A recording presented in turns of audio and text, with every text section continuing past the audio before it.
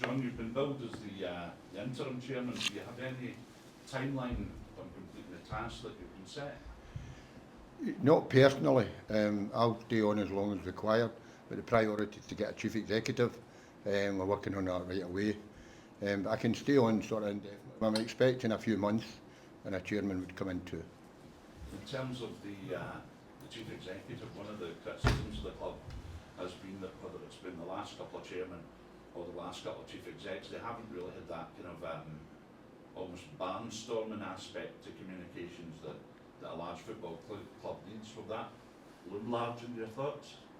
As a barnstormer or as a chairman? No, recruitment in any walk of life, guys, as you know, it's of the moment. The person we need needs to have multifaceted. The person needs to be good at everything. But it needs to be an assertive character, and we're looking much more to support the CEO with the chairman, and also that the CEO would have a lot of power day to day. The chairman would be slightly behind that. David, please. John, there's been a lot of talk about what's wrong at the club, and we haven't heard a lot about what's going to happen to fix it. Yeah. What is your plan to take us forward over the next few months? There is a plan. I'm here to bring stability to that and enforcement of that plan. We've been distracted terribly by having to play at Hampden for a few months. And a lot of people forget that the original objective here was to create a great facility for our disabled supporters. It wasn't a renovation, it wasn't a reconstruction. That was the objective. Unfortunately, the timing was wrong. We got that part of it wrong, and we had to go to Hampden. But the position in place, managers in place, January will be January, and we're ready to keep going. You know, we see some fruits, the labour now with some of the young players that are coming through and that we've signed. So I'm just here to bring stability and help recruit the CEO. Is there a recognition then from the board that there have been a lot of bad decisions over the last 3 years, and that has led to the situation being as it is? Well, decisions are made, good, bad, and then things evolve from the decisions that are made, and that's it's only fair to say, yeah, we are where we are, but a lot of great things happen too. So. At a personal level, John, how do you feel about being the chairman right now? Oh, really pleased, honoured. Mrs. Gilligan's not too happy that we don't do too much about that. No, I'm honoured, and it's a privilege, and I'm delighted to come in and after John had to step away because he's a personal friend, and I know that I can help. It's just a joy to be able to help. Yeah, very much so. And you know, I wear two hats. I'm a supporter and I'm the chairman, but now I'm the chairman. You know, I have to take the supporter hat off and focus on doing the job. How do you feel about that? That's difficult, but it's essential. At 3 o'clock on the Saturday or whatever time we are, I can be a supporter for an hour and a half. But the responsibility of the chairman is to run the club properly and support everybody. Alan? John, you will have seen Dave King's comments. He said a number of things, one of which is he'd like to return as chairman. What's your view on that? Well, Dave's a major shareholder, and we can say whatever he wishes to say. My view is it's a wee bit unrealistic, because I mean, Dave's a real businessman. He knows how shareholdings work, and he's a 15% shareholder. The other directors are 10, 12, 13% shareholders. It's unrealistic, you know. He said that the club should call an EGM to determine who should be the next chairman. Well, again, it's a wee bit unrealistic because EGMs are invariably called by people who wish to change something. So the current board don't wish to change. So why would we call an EGM? One of the other things that signalled out, John, was the need for investment, fresh investment in the club. He reckons up to 50 million quid is needed. Is there any indication of fresh investment coming into the club? There is fresh investment coming into the club, but in fairness, Dave's talking about fresh investment, but he doesn't want to invest, so I'm not quite sure where he means investment's going to come from. But you're saying there will be investment, John? Yeah, there will be. John, Dave King's characterisation of the club across various media outlets last week, a club in crisis, no leadership. Do you recognise that characterisation, or do you think he's got it wrong? I think he got it wrong. In what sense? I think it's unfair, you know, you're sitting, what exactly is he saying is not good? What exactly is he saying is going wrong? Give us a plan and tell me if David had some terrific plan to tell me where we're all going wrong, then we would read that plan and we would consider it. Has he reached out to you or any of the board, or is this all done purely through public? No, I haven't spoken to Dave. Dave gave me one of the happiest days of my life when he asked me to join him 10 years ago, and I'll never forget it, never forget it. Since then I've met him, played golf and socialised when he's over, but I haven't heard from him, no. Matthew? John, when you see the club painted as a club in crisis, you were here in 2015 when you came in with Dave and Paul. Does it make you laugh when you see the club painted as a club in crisis, given what you inherited? How do you compare Rangers in 2015 to Rangers today? Well, it's almost ridiculous to compare it. It made me cry rather than laugh, but I mean, 15 years ago, you cannot describe how low we were and what we inherited in terms of all sorts of aspects of the club. And it's unrecognisable since that day. And this is, listen, every day Rangers Football Club is a challenge. Level of expectancy is enormous, and as a fan I'm part of that problem. But no, it's just ridiculous to compare it. Doesn't even begin to compare.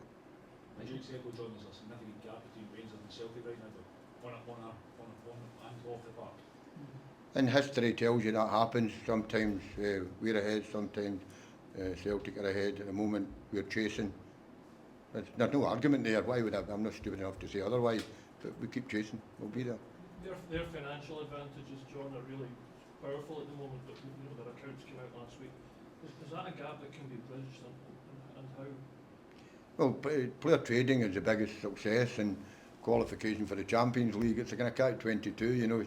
Player trading gets you income, Champions League gets you income. When you fail to get it, it's difficult because Scottish football's level of support, TV sponsorship, etc.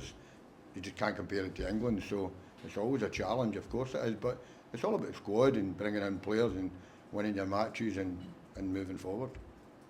John, in terms of Dave's comments, I just wonder how destabilising you think that is at a time when the club has its troubles in the boardroom, but financially and trying to catch Celtic. How destabilising the comments in general?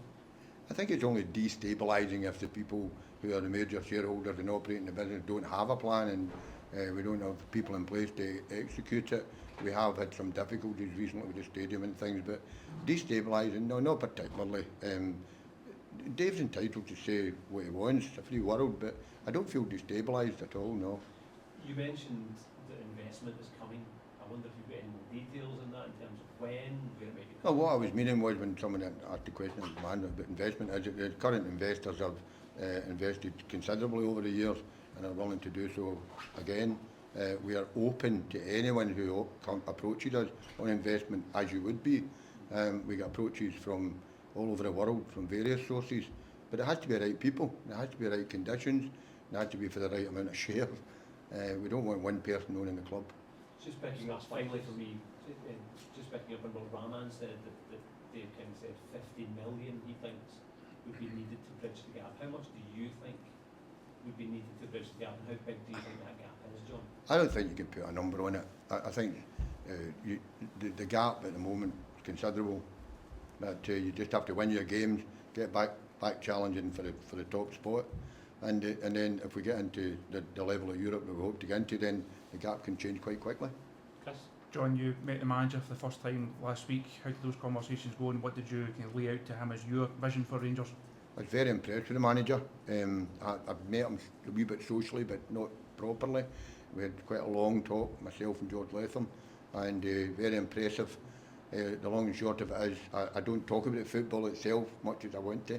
The manager's in charge. We're here to operate the business. The manager's supported to operate the training academy, the football club side of things. We'll never interfere in that. The one thing I will say to you guys is the manager's been kind of put forward as a spokesperson for the club, which has put him under kind of undue pressure at times because it's an area of the business that is not his, and hopefully I'll pick up some of that or someone else will. But the manager is very impressive. There have been some perhaps dissenting voices amongst the support about performances and results so far this season. Does he still have full backing of every member of the board? Absolutely, yeah, definitely. the famous last words of a chairman. You know, absolutely. John, you've had to kind of go back to John Bontas in the chief executive role. I mean, John spoke about somebody who had a bit of football now, some political clout in that department. Could you go out with football for the new person, maybe to a different sport or something, for example? It's a great question, and I think it need to be exceptional. It need to be someone exceptional. You know how when you're recruiting, you're looking at, say, 4 or 5 must-haves, you know, and that's not really a must-have, but it's pretty close. And but if someone exceptional appeared, I think if he didn't have an interest in football or an understanding of football, it'd be a bit like me asking to be the chief executive of a technology company, you know. It's difficult, your knowledge of the product and the business, it's kind of difficult, but if an exceptional candidate was. What kind of time scale do you have in that just now, do you know? Yeah, we're well on. There was quite a number of people around it that we can pick up with again, and we're moving quickly on it. Can I just ask finally, with regards to the chairman coming in, would you see somebody maybe who's independent of kind of existing people on the board who come in as kind of non-executive director take over? Yeah, I don't see that as being an issue for the board. I'm speaking for them a little bit, but no, non-executive chairman going forward, once we get a proper CEO in place, that's possible. What are those 4 or 5 must-haves that you mentioned in that? Oh, goodness, I wish I'd never said that now. Well, you need to have a strong business acumen, knowledge, experience. Need to have run businesses where there's pressure and they need to deliver. It can't really be a comfortable business because the stress and the pressure of being the CEO of a football club is pretty big. You need to have a great communication. You need to be a good communicator and good at, you know, getting to people. I need to have a tremendous work ethic because it goes without saying it's unbelievably difficult. It really is. And last, you need to be a good person, somebody good, somebody decent people. I like decent people.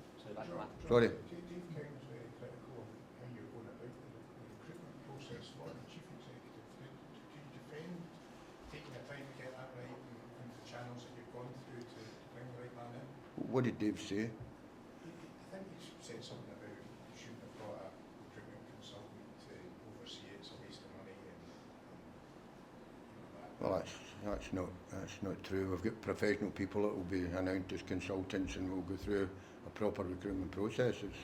I've no idea what he's referring to when he says that. Where are you with the Copeland stand, and how much do you think being back at Ibrox will help bring back a little bit of a feel-good factor? Well, I think it'll be huge. But winning in the pitch always does everything. But it's been a real tough time.